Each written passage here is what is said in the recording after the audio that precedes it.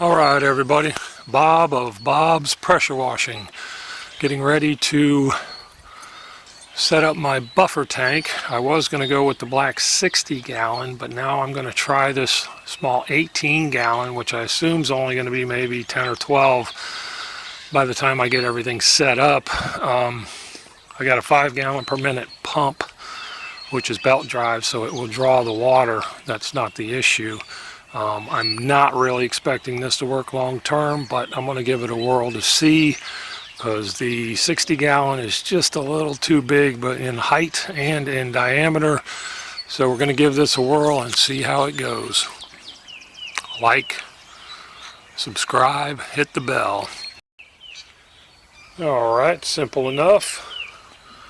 Got the bulkhead fitted in there. Got it washed out real good.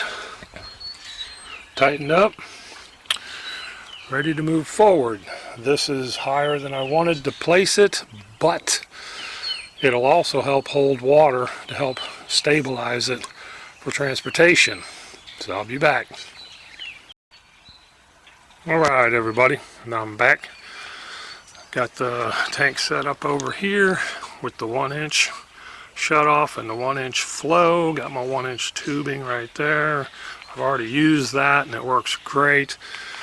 The pressure washer I have is a 5 gallon per minute Comet pump belt drive, so it definitely sucks the water in.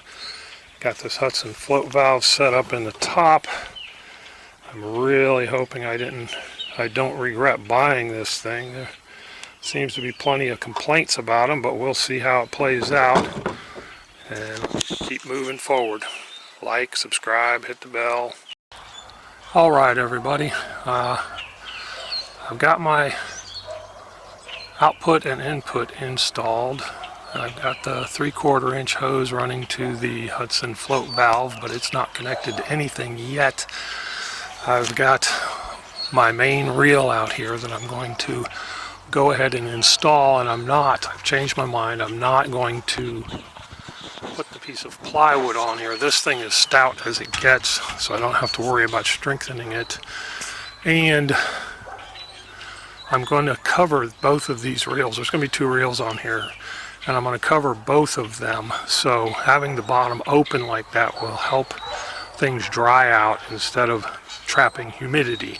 So I'll get back with that later, but let me go ahead and install this reel and we'll get her done. I've got these long ass stainless steel lag bolts. I forget what they are, 1.5 inches, 1 3/4, 2 inches something, with the stainless steel fender washers, with the lock washers, 12 per reel.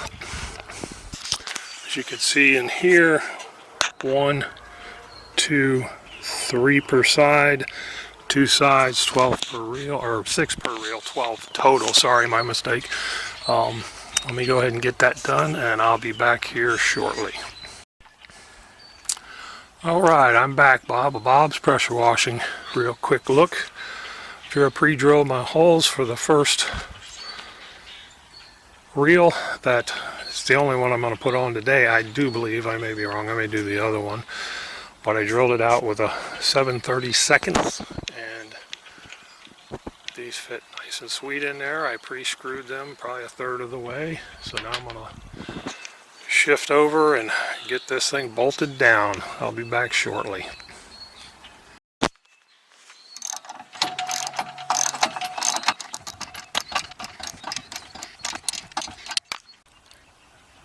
Alright everybody, I'm back, Bob of Bob's Pressure Washing. First hose reel is installed. Stainless steel, lag screws, fender washers, and split lock washers. 3 on each side, screwed in good and tight. That should slow somebody down. Of course, I do fully understand that 2 guys in a chainsaw will zip right through these 2 supports and take this and load it up real fast if they want to, but they got to be there, they got to be prepared, they got to be thinking in that direction. So right now this should be good for most circumstances. Now I'll be back. Alright everybody, I got my first 100 foot of Flexzilla on this hose. I think you'd be surprised how I'm going to work this reel, but we'll get to that later. It's hooked up. The water's not on. I'm getting ready to turn it on, but I had to come all the way back over here to close this valve because I want to see if I get any leaks whatsoever. And got the Hudson float valve up top. I've got no room. I drilled no holes for air exchange, so I'm going to see how that works. And I may have to put a tiny hole or two to let air in as the water let air out as the water replaces it. I'll be back. You can definitely hear it filling up. That's a good thing to be able to tell if the float valve shuts it off, and see if I need to drill any holes on the top for air release. Listen to that. Going strong. Bob of Bob's Pressure Washing. And of course it failed to shut off. With complaints about them. I was going to go turn it off, but I figured, well, maybe I ought to get some video of this first.